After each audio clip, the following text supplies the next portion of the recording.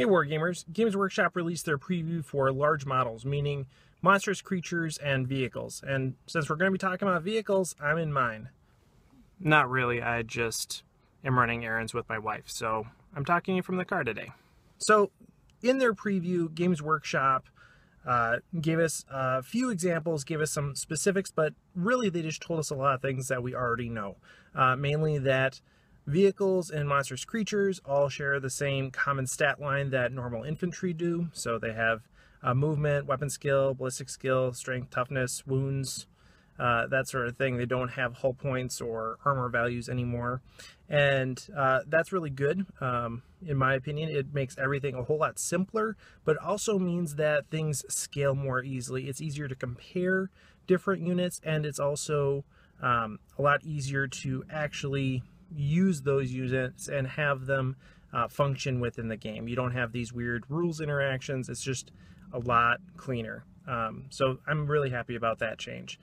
But additionally, they gave us some details on what types of numbers we might see associated with monstrous creatures and vehicles. Specifically, they said Tyranid monstrous creatures, the biggest ones, are going to have over a dozen wounds. Things like Imperial Knight is going to have over 20 wounds.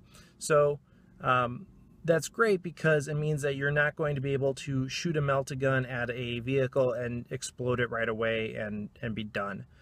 Instead, you're going to have to go through and strip away all those wounds.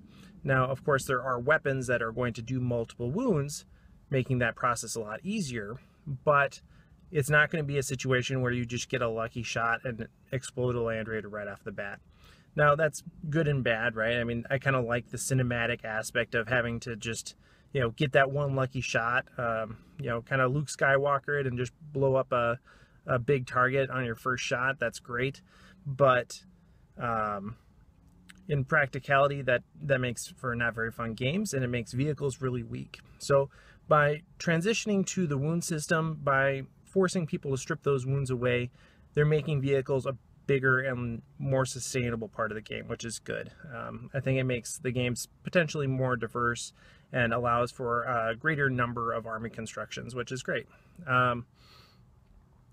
They also gave us some specifics about how the power of vehicles and monstrous creatures is going to scale as they take wounds.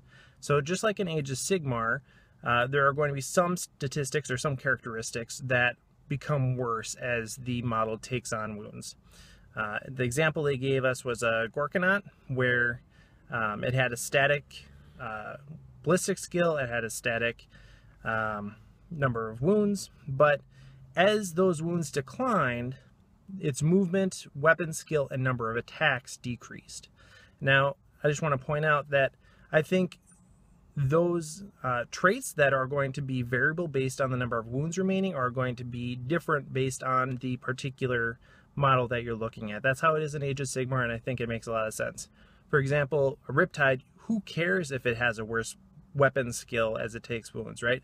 So for a Riptide, they're probably going to have things like ballistic skill reduce as it takes wounds. So it's going to be less mobile, it's going to be able to shoot less.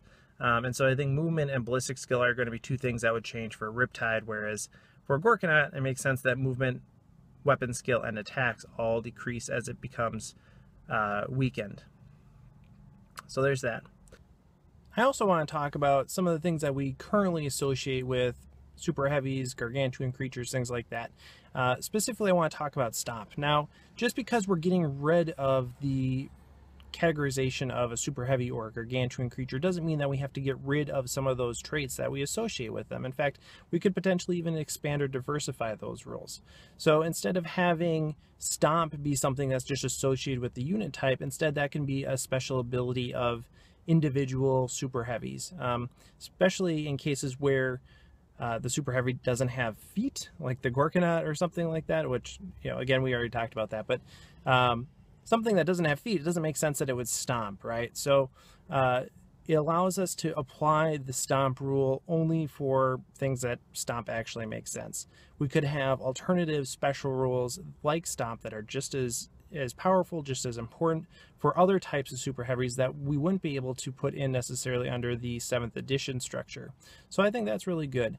That's cool. Again, allows specialization and more of those bespoke rules that GW mentioned. And that's awesome. So overall, I think this is a really good change for how vehicles and creatures are treated in the game. It should be really exciting. We're going to see these guys be able to actually take a punch, which will be great. It allows us to actually have more diversified armies and use these models like we think they should behave in our minds. So thanks for watching. Let me know what you guys think in the comments below. And of course, happy wargaming.